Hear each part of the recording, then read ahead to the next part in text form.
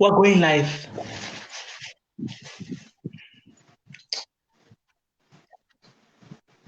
We are live today from Financial Literacy Trust, and my name is Taulo Israel. I will be your host with Miss Kutlo Mudia for the day. Today we are here to look at another issue called long-term financial planning, which is something that we all need, which is something that we all want to hear about. It's something that we all want to learn about. The question is, how ready are you for your future? The question is, how financially ready are you to deal with everything that you have in your life? The question is, are you ready to live the next 20 years from what you are earning now? So today we are here to address that with Miss Sheila from Kenya. Thank you all for being here. Thank you all for watching today. Um, the question today is, what is financial planning? It involves setting goals. It involves goals that involve your spending, your finances, your investments, and how you need to achieve those goals. So it's not just a big thing of just putting on what you want to have, but it's also a matter of how are you going to attain that particular, going to get to that particular goal. Thank you for tuning in today. Miss Good, how are you? Hi, Taulo. I'm good. Hello, everyone. My name is Utramudia. I am part of the Financial Literacy Trust, and we are bringing this amazing interview with Ms. Sheila from the Financial Wellness Center. And I'm doing great, Taulo. Excited to be here, excited to get this financial literacy knowledge. Thank you so much, Kuto. Oh, our guest for the day from the Financial Wellness Center, Miss Sheila, how are you doing? I'm doing well, super excited for this session and happy to see all of you in good health. By the way, how is the weather there in where are you, Qatar? Where are you? Dubai.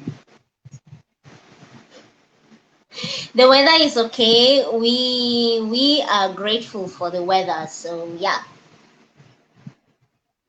Thank you so much. So, Miss Sheila, please introduce yourself. Who are you? What do you stand for? Why did you choose to come and teach about financial literacy or about issues pertaining finances? I mean, that's an issue that everyone is scared of. I mean, who can say I am an expert of money? Who can say I know money? And you just stood out there and said, I will teach people about the importance of money. I will teach people about knowing money. I will teach people about anything that has to do with money. Why do you choose this particular subject? And please give us a brief explanation of who you are, just as a person, your hobbies. Just be friendly. Tell our viewers who you are, Miss Sheila. Um, I am. You said you want me to say the friendly side. I'll start with the friendly side. I am Sheila, a very tenacious and outgoing person. I love being around people and I speak a lot. And the thing is, personally, about my hobbies, I am a very choosy person. I really choose my hobbies, but I love reading books. I love taking a walk in the park, anything that has to do with nature, going to the beaches. That's my thing.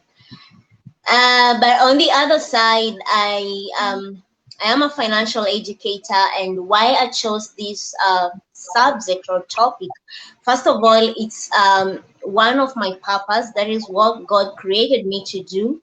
So He instilled the gifting in me on matters of business and money, and all that. So it is my purpose, and again, I do it not because I wouldn't say that I have had all the experiences in the world, but part of my life has been the journey I have had in my life has contributed much to what I do right now, because it is my purpose. I think that's enough. I think that's beautiful. That's beautiful, Sheila.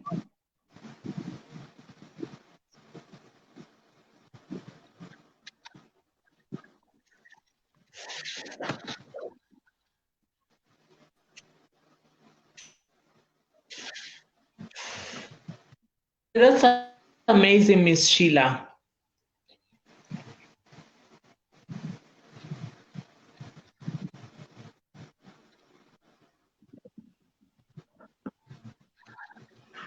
Okay, Miss Sheila, what would you say your experience with money has been? What have you learned? How did you learn about money? Is it growing up? Did you learn about money while you're growing up, your parents teaching you about money? Or did you have to learn about it when you started working? How did you really get to learn about money? What is your relationship with money?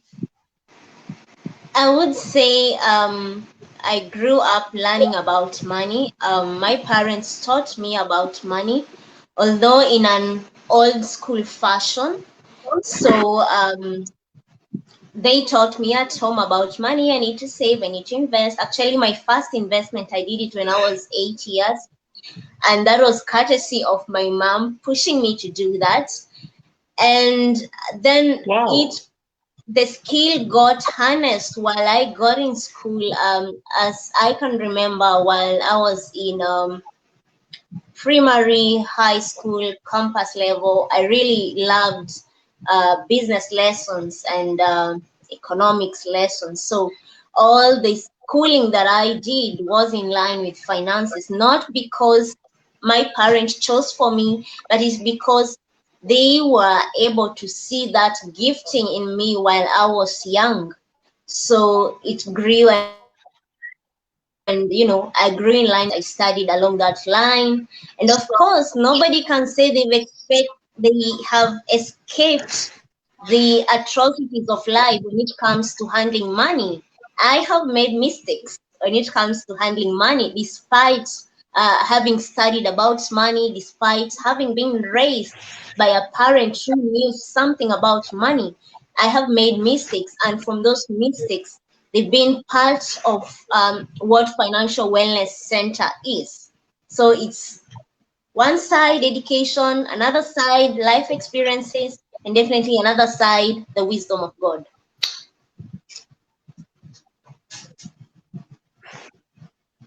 Okay. That's really insightful and awesome, Miss Sheila. So I'm guessing through all of this experience and time you've actually had or needed to deal with a budget. So what would you say in your words is a budget, and what do you think is the best way to put one together? Um, Come again. I didn't get your question fully. Sorry. No problem.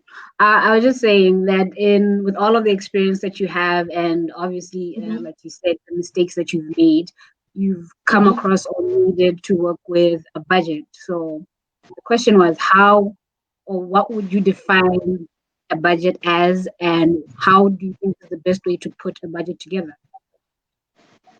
Oh, perfect. That is a very great question.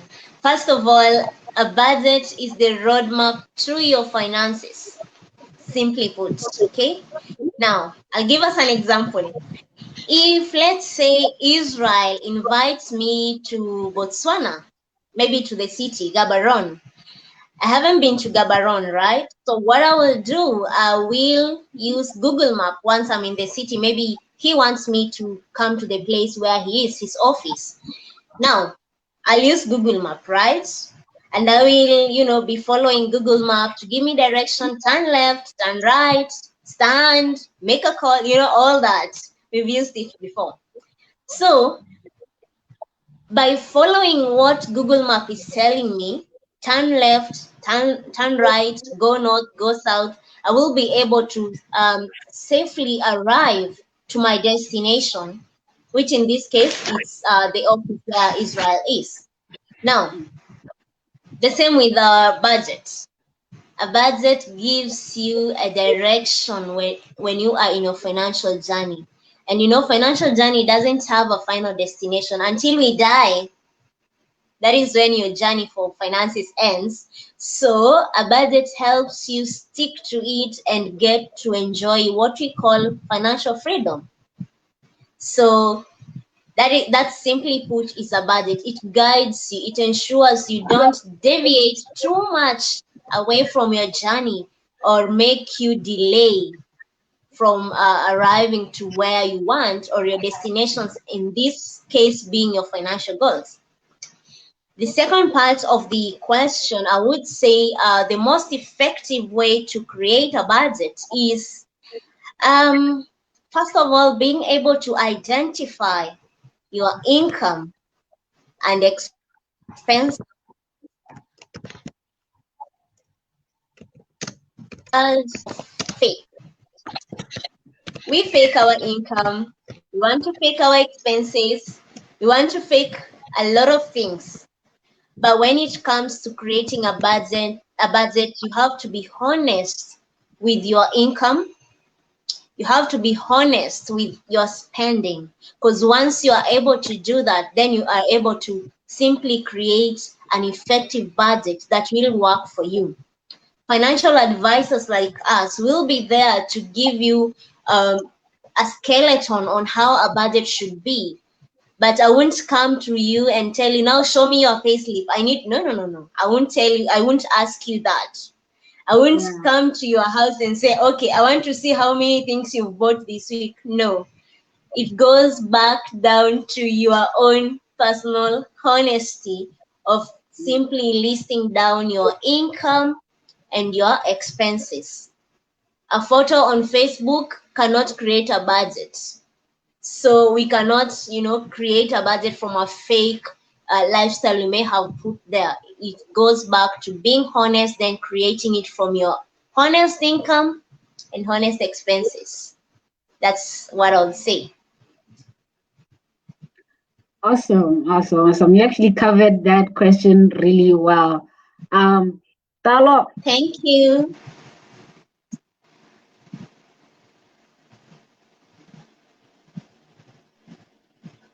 Well, thank you very much, Ms. Sheila. I think our next question then would be, um, so you are talking about constructing a budget, and you reference to having a long-term financial goal.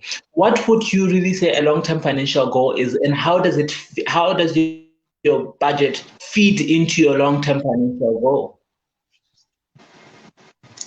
That is an amazing question, Israel. A long-term financial goal is a goal that will be there with you, I think, forever. And sometimes, I mean, forever means it would even go to your next generation. So why am I saying it is a goal that will continue to be there? I like saying a long-term financial goal is like a legacy. When you are setting a long-term financial goal, it means you are setting up foundations for your legacy that will live for your generations to come. And that is why we have certain tools that we always recommend for long-term financial goals. Now, to make it fit in your budget, you need to, since it's something that will be there with you until you die, and even after you've died, it will continue to live on. It's important for you to ensure every month you're working towards it. It can be you're working towards it in a small way or in a big way, but you ensure that at least every month you are doing something that will contribute towards your long-term financial goals. I will give us an example, like when it comes to like a long-term financial goal, like let's say you want to build a legacy or live or build your retirement. You can focus on doing things like, let's say, rental property. So you will start working towards investing in rental property, not because when you die, you'll die with the rental property. No, when you die, this rental property will be passed down to your generation, to your children, your grandchildren, that in that consequence. So long-term financial planning, I usually equate it to building your legacy. It's something that needs to be there continually. You have to work towards it every single day, every single month. It has to appear in your budget. The same applies with when you are saving for retirement. You will need to keep on saving every single day, not because that once you are done or your assignment in this world is completed, all your retirement saving will go with you, but it's because after your time in the world is done, that retirement saving can save your children, it can save your family and everyone that is attached to it. Um, I think I will continue to talk about financial planning. I believe there has been a problem with the other guests. So just on the same line, when it comes to long-term financial planning, this is where it's also very important for this is where it's very important for most of us to be very careful with what the actions we do now. I always say your tomorrow will solely rely on the actions you do today. So for example, I like saying, if today you are not eating healthy, if today you are not exercising, if today you are not taking care of your mental health, trust me, in the long run, it will affect you. So when it comes to long-term financial planning, we need to start doing something right now with the mentality that even once we are gone, when we are out of this world, our legacy will continue to live. I believe that one, Kuto, you've caught up with me. I was listening to you the whole time. Unfortunately, we're having technical difficulties. um, but carrying on from what you said, like you covered it very, very well, and I think a lot of us now understand a little bit more of what, in essence, long-term financial planning is. But then let's try and get into it some more. So, how would we go about creating a long-term financial goal or a plan? Because I think it's one thing to say, I want to retire, but then what should go into that, or where does one start? Because that's usually the most difficult thing, the first step. Where do I start when I want to make a long-term financial goal or plan? Um, as I said, long-term financial plan, I always view it as a legacy. This is something you want to have even when you are dead, your legacy still remains, right? So when you Mhm. want to, I know we have that aspect where we say long-term financial plan could be 5 years, 20 years, 30 years. That comes, there is a section for that. But when it comes to really building a solid long-term financial plan, it's something you have to do daily. Even if it's for 10 minutes, you have to do it daily. So how do you come up with that? First of all, you need to have a meeting with yourself. Identify what is it do I want from my life? What is it do I want to remain even after I'm long gone? And what is it can I do not just for me, but even my community, that will impact my community? We live in a very selfish world whereby everyone is just me, me, me. But Yeah. when it comes to long-term financial planning, it's not about me. It's more of us. Yes. I don't want to, I always ask myself, when Sheila is long gone, what will the world remember me for? Most will say, I remember Sheila because of Financial Wellness Center, and Financial Wellness Center will continue to live. So if I'm going to set a long-term financial goal, and this is more on investments, I need to check, why do I want to do that? And for how long would I want it to be? Because if you want it to be for 30 years, then it means you'll have to increase what you do right now. It could be you'll have to increase your working hours. You'll have to increase your income using various streams. You'll have to reduce your spending so that after 30 years, you have something solid. But as I said, your why matters a lot. Without your why, those savings in a retirement account won't mean anything. Without a why, those properties won't mean anything. So you need to have a why as you set your long-term financial goals. Thank you, Ms. Julia. I think I get you. The why is the most important part. I mean, why do you do anything? Why are you saving? Why does it matter? And I think you raised a good point on the community. I think, and this is not long-term financial planning. It's hardly ever just about me. It's about my children, my grandchildren, my great-grandchildren. I hope to be around 50, so I should also maybe throw in some health, long-term financial planning in there as well. But yeah, so thank you for that, Nishida. So do you think you can maybe give us a couple of examples of what a long-term financial goal would look like? Because I think mine is to get to 100, although that's more of a health goal, but yeah. Definitely, I would. A long-term financial goal would look like, I will start with number one, purpose. Papa who? Let us, your purpose, your calling, okay. what Yeah. you've been made to do in this world. That should be your long-term financial plan or your goal, your number one goal. Why do I say that? Because let us now shift our focus from material things first, because you need to attain a certain fulfillment, a high fulfillment that can only be gotten when you are able to identify your purpose first.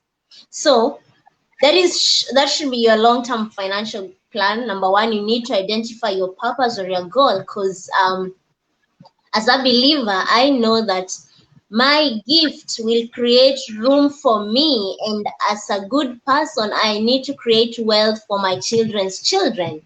So if I'm going to walk in my purpose, then I'm going to get room in the world for as long as I'll be there, and this room will be passed down to my generation.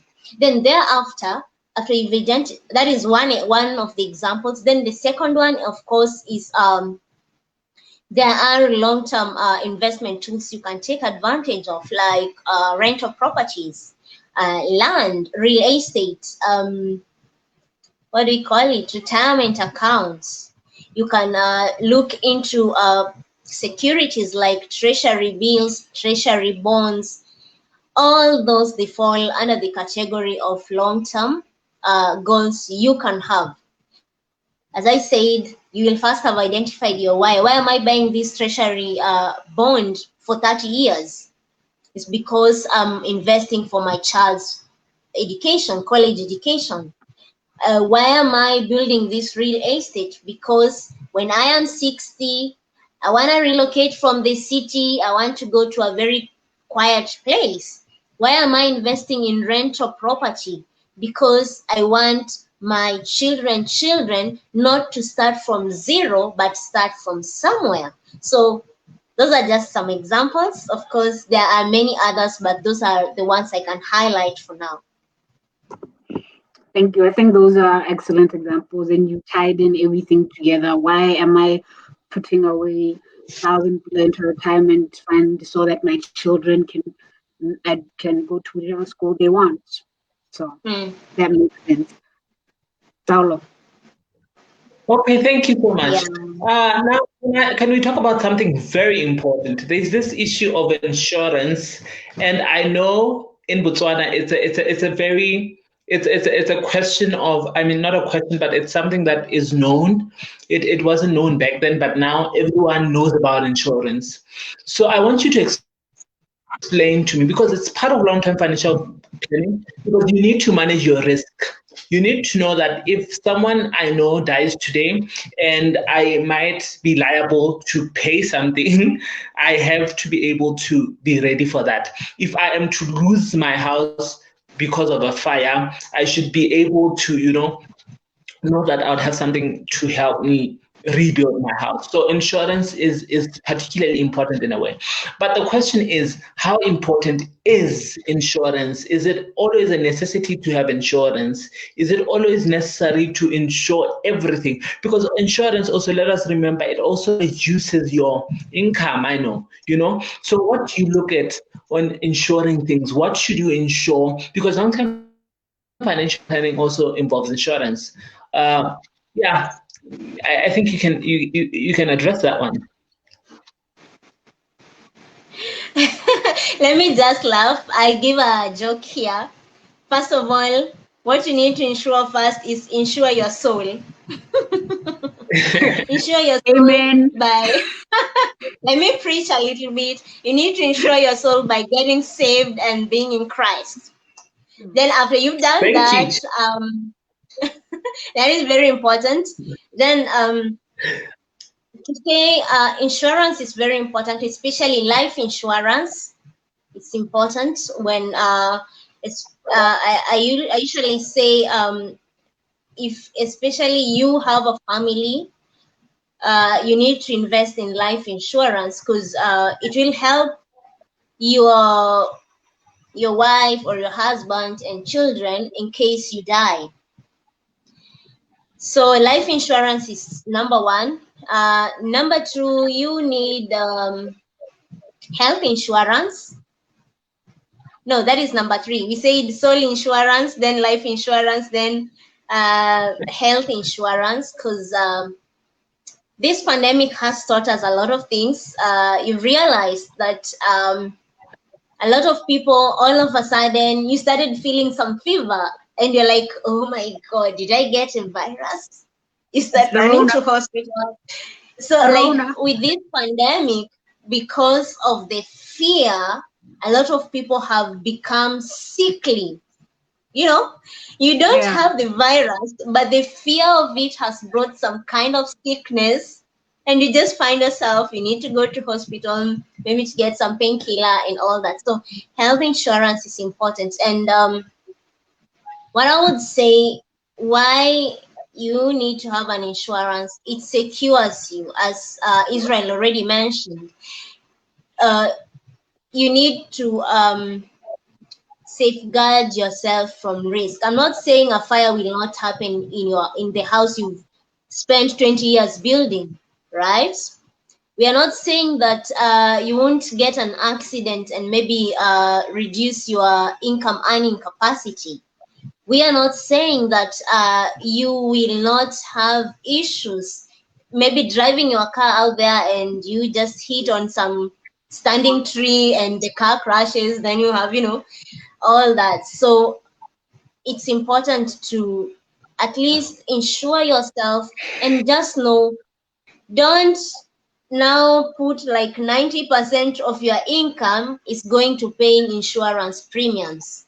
You at least have to exercise some faith here, because I've seen a lot of people, they insure everything, even the spoon in their house they want to insure it. Of course, if it's made of gold, definitely it would. But if it's the normal plastic spoon, please have some faith in it. So don't channel all your income into paying premiums just because you feel like, I need to be insured. No, no, no, no. Let's do it with moderation. Insurance is important, very important, but do it with moderation. And one thing I want to highlight when it comes to insurance, I've seen a lot of my clients suffering because they took up an insurance package, but they didn't read the terms and conditions.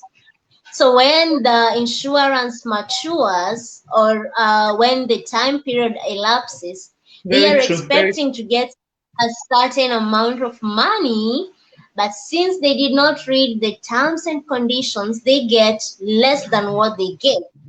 Or sometimes it could be what you contributed. Maybe you've taken an insurance plan for 5 years, but you've contributed for 3 years. Then you've lost your income that was helping you pay the premium. What happens? What happens if you terminate prematurely?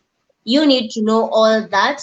Then see if anything happens that I'm not able to contribute to my premium, what is the loss I'm going to suffer? Because remember, in as much as you're taking insurance to safeguard us from losses, the insurance itself could be a loss to you if you terminate it prematurely. So we need to balance and do everything with moderation.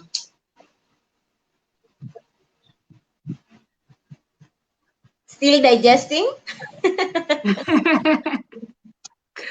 No, but you are right. I think I don't remember which book it was where Okay, that's someone said if Paolo is coming in a bit late. Go ahead, sir. okay. Go in. No, I was just going to give an example of the insurance thing where I really don't remember which book it was, but it was one of the many financial literacy books I have read. And the author is saying that honestly, there are certain things you just don't need to insure, because if you have, and that will probably segue into our next question, an emergency fund, you should be fine. If you lose certain pieces of property in your house, your emergency fund should be able to cover you. So I think this is where Taulo can then come in with the next question.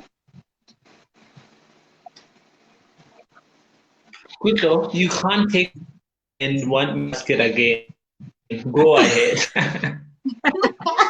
Okay, fine. As I've already mentioned, let's talk about what an emergency fund in essence is and what is its real purpose. What do we need an emergency fund for, Ms. Sheila? An emergency fund. Let me give us a small analogy. So, what do people like doing? Let's say you want to go for a date.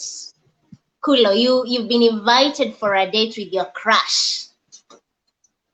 I know that night you don't sleep. Huh? You're taken? I received. No, what? I received. Oh, you receive it in more measures. Anyway, so let's say you wanna go for a date. You've been invited for a date tomorrow. I know that night you won't sleep. Butterflies here and there. You're putting your dresses, you're putting your high heels there. Then tomorrow you wake up. You've even set up your makeup. You're matching your earrings with your dress, your hair. Tomorrow you wake up, go to the bathroom to shower, and guess what? Your shower head is not working. What will you do? Panic. Your shower head is not working. You only have money for fare and to cater for the bills, for transport and what you'll spend on. You don't have any other money. Maybe it's on the 15th of the month. No salary has come. No gifting from parents has come. Nothing. So your shower head has lets you down. It's not working. And here you are, your crush is texting you. When am I seeing you? What time shall we be meeting? What happens? Gutted. No say. Anyway, so that is where your emergency fund steps in. It comes to cater for unexpected events that we did not plan for that could happen. You planned for the date, you wanted to go, you set up your clothing and everything, but in the morning you walk into the shower and the shower head for some reason breaks down. You need to appear, you need to show up. It could even be an interview, right? But you need to show up. So your emergency fund will step in. So what is an emergency fund? This is an income set aside to cater for unexpected events that could happen in our lives. I think I answered what an emergency fund is. I think you have answered it really well and also given me a bit of the heebie-jeebies. So I will be making sure I check my shower heads from now on before I go on any dates, lest such a tragedy Anyway, there before me. yeah, Yeah. I Uh, know it has happened, it happens, but that is what yeah. the second part was. Sorry, Uh, I got into the story and forgot. but I think you covered it as well about what the purpose of an emergency fund is, and you covered it very well. Yeah, the purpose of an emergency fund is to cater for unexpected uh, life events or emergencies that could happen to you. It could be loss of your job, right? Mm. It could be loss of your income. Maybe your business has been affected by this pandemic. You need something that can help you keep on paying your bills. Don't be the person who, when your business closes, now you have to relocate back to your parents' house, or you have to relocate back to, the village. At least Yeah, you need to have an emergency fund that can take you through some time until you get back to your normal life. I definitely. don't want to answer the other question. Hopefully. Uh, Tala, back to you. Okay, Guto, thank you for taking all the time with Sheila. We are sorry. So my next, my next question is one that is a bit tricky also. It's about a loan, but a certain kind of loan. But let's just talk about loans in general, because I think most of us, our long-term goals are financed by our loans. What factors should you consider before taking any other loan? Loan from either a micro lender, loan from a bank? Should you shop around? What is it that you must really pay attention to before you get a loan, and please make it as practical as possible, because people are really suffering from paying loans of high interest. People are suffering from paying loans for a long period of time. I mean, paying for a loan for 40 years is just too long. I mean, I'm just saying from my point of view. So please let us address this issue. There's a question that just came in about emergency fund, but I think we'll address it after this question. Thank you so much for your question, Israel. Loans generally, I usually say that loans, a borrower becomes slave to the lender. It is the hard truth, it's the bitter pill to swallow, but that is the thing. However, I'm not saying I haven't had a loan. I have had it. I had a student loan, and it really did me something. Uh, it was part of the financial wellness center curriculum. So and I've had the opportunity to work with people who've been in massive loans, credit card, microfinance, bank, student loan, whichever mortgage, all those loans. So what I'll say about a loan generally, before you take it, number one, sit down and ask yourself, why am I taking this loan? I have seen people, especially in this social media era, just because I saw my friend posting a photo with a Louis Vuitton bag, I want to take a loan, go buy a Gucci bag and post it so that we can match.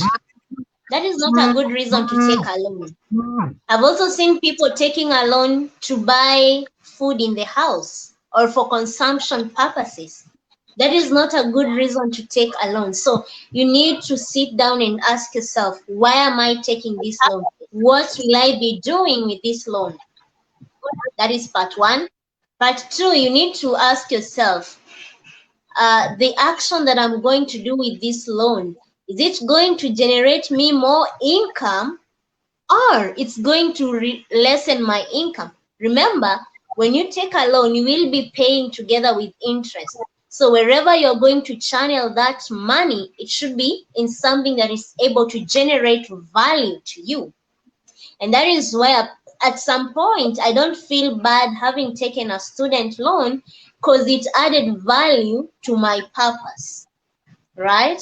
So if you're going to take a loan, ask yourself where I'm going to channel this money. If it's going to build a rental property, then this property should give me income after what time? I've seen a lot of people, they take a loan just to host a birthday party. Honestly, what value is the birthday party going to bring to you? I know your friends might bring you gifts, but they will not bring gifts plus interest, right? Or you will not say, to attend my birthday, if you're bringing a gift, it will be gift plus tax, because I took a loan to host this thing. You won't do that, right? So No. you need, Israel said, I need to be practical, so I'm trying. So you need to know where you're going to channel the money. Is it going to bring you value? Are you going to earn more from that activity that the loan is going to cater for? Then the third thing you need to consider is, how am I going to pay the loan? You see, in Africa and even Europe and other continents, the thing is, we are encouraged to take student loan, but we are not advised on how we can create income streams to repay this loan, just in case you finish school and you don't get employed immediately. You see, so it's important, before you take a loan, have a sitting, ask yourself, how will I repay this? What income streams do I have that can be able to repay this loan? And I always say, if you're going to take a loan of $1,000, at least have income streams that can bring you $2,000 a month. Why? Because if you're going to take a loan of $1,000 and you have income streams that bring you only $500, then that means you will have to stay in debt for a long period of time. So at least know how That's you true. repay it. Yeah, at least know how you repay it. I usually say, have the end in mind before the start. So before you take it, ask yourself, how will I repay this loan? What income streams will repay it? And finally, I would say what you need to consider is, consider the interest. Don't be excited by that call from your banker. You know, the way they call you, especially if they want you to take a credit card, or any loan, like they see like your account is very healthy, so they will be calling you to just lure you to take. Everyone likes healthy things. Even when you go to the market, you look for healthy tomatoes, you don't look for those that look sickly. Even the banks do the same. They review your account and they see, this account So looks that's healthy, so what do? They scouting call us like you. tomatoes. Mhm. They call you, they like, hi, we have this loan. And the person who calls you, they ensure they have very nice voice. A voice that will just keep saying yes, yes, yes, yes, you end up signing things you don't know, right?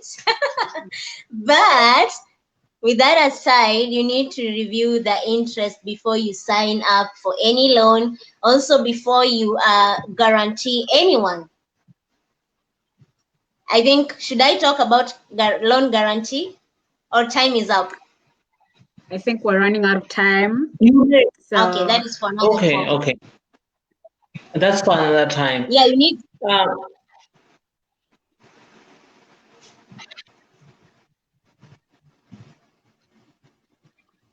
Paulo.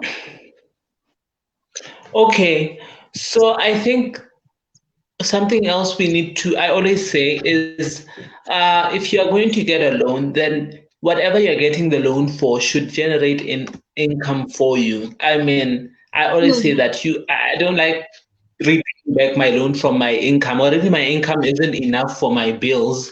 Now, if I'm going to have Mm. to actually split with another loan repayment, it's a drag. Okay, let's move on though. Yeah. And then there's this other loan that we take, but it's not really a loan. It's called high purchase, where you get to pay triple or four times more for something that you could have bought on the spot. Buying a chair for, let's say, a sofa for 2.5, and then you have to pay 7,000 at the end of your repayment period. I mean, guys, for me, I'm really not pleased about that issue. And it's mostly caused, yeah, because I mean, it's also addressed by the issue of emergency fund. Maybe you can address this for us, Miss Sheila. How can we stay away from high purchase? The staying away from higher purchase is simple. If you cannot afford it by cash, you don't need it, right? If I cannot afford a chair by cash, then it Yeah. means I don't need that sofa. I go for what I can afford. Why would I get into higher purchase just to buy a sofa at a higher price? This is where being disciplined comes in. I know there are things you may be needing it, you may be needing them, but your finances are not able to measure up at that time. Now, what you need to check in such a scenario is, instead of higher purchase, can I save for this item even for 1 year, then have it? So if I really want that sofa, I know maybe the chairs I have, they are boring me. Then rather than going to get into higher purchase for the same, why not save for at least 6 months or 7 months? Then I'll go and buy it. Or sometimes you can even wait for discount for sale offers.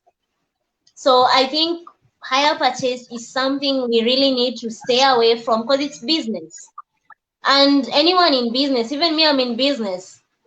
I focus on the profit more than, you see, when you're in business, when you do business, profit is very important. So when someone is selling to you something on higher purchase, they don't really consider your emotions and feelings there.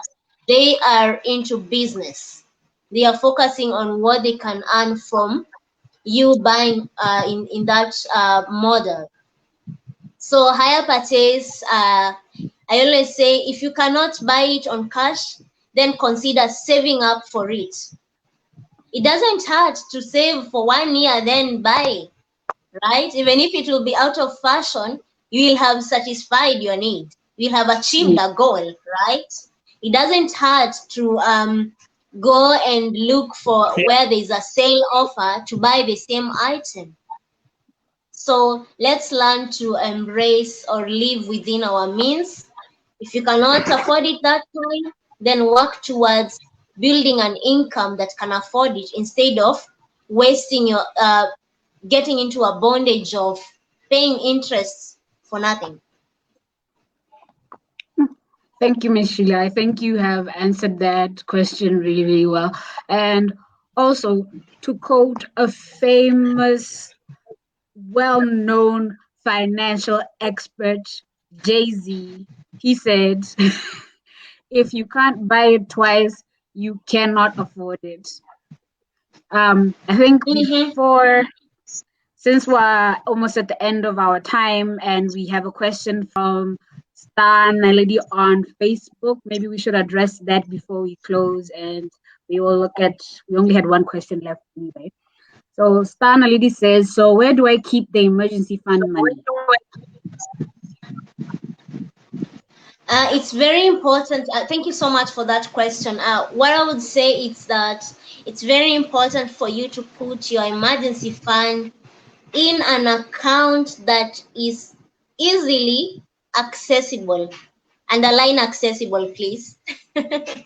Because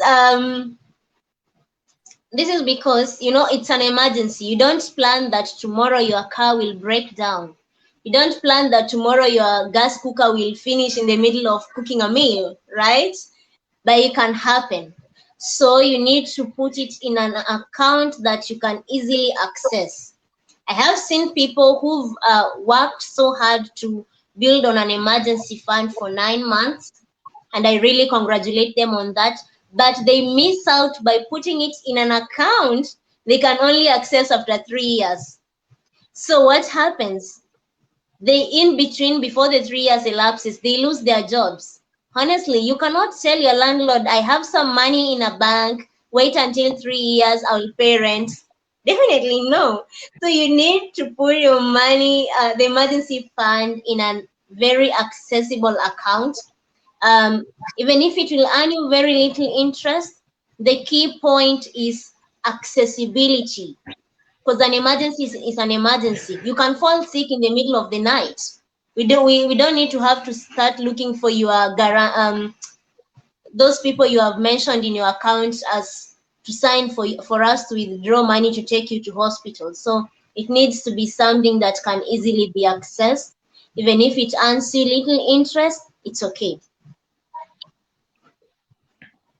Okay, thank you. That was very well answered. So I hope, Ms. Dana Lady, you are answered and you feel satisfied. So we have 2 more minutes. So maybe if you can cover our last question for us, it's so how do you feel about moving out? Does it actually help us to make better financial decisions?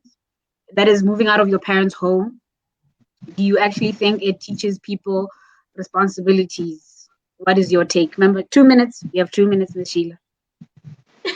2 minutes only. I think Yeah. responsibility should come from the inside, not from the actions you do. You can move out of your parents' house but still be an irresponsible person. You can move out of your parents' house and still be, Mommy, I need money for electricity. Mommy, I need money for, grocery. So being responsible starts from within. Even when you're within your parents' house, you need to start being responsible of your own future, your own life, your own finances. Now, moving out of your parents' house, it's also important because you also need to experience life out of the umbrella of your parents. I know there are parents who, they really make us comfortable. They don't want to see you, oh, Tawalo, your mobile, you don't have airtime, I'll buy you. You need to stay away from that so that you can know I need to work to get airtime. So I usually recommend, if you feel that you really need to, get the experience out of your parents' umbrella, then you can move out. And one thing that is important, where if you're planning to move out in peace. Don't cause dramatic things just because you think you can now pay your own rent. No, move out in peace. Let your parents bless you so that even as you move out there, you are going to experience life on your own as an individual or as a couple if you're going to get married from your parents' home. Receive that, good law. Sheila. Okay, I think you have covered that very, very well. And that brings us to the end of our interview with Ms. Sheila from Financial Wellness Center. Tala has gone MIA on us, so I think I will close up this session. He Welcome has back, sir. Where disappeared. did you go? He's moving out He's of his already moving parents' house out right now. Yeah, he's already moving out. with Brahma on top of that. Just leave in peace if you must, sir. But thank you, Ms. Sheila. That was so insightful. We always enjoy having you here with us at the Financial Literacy Trust. And to all of our participants, everybody that tuned in, that asked questions, that commented, liked, and other reacted, hearts go out to everyone. We had a wonderful time with you here. So our very, very awesome host, Mr. Taulo Israel, thank you, as always, for having us here and keeping us entertained and technically in check. Until next time, everyone, thank you for joining us. With love, stay home, stay safe, sanitize, and wear a mask. Love Financial Literacy Trust.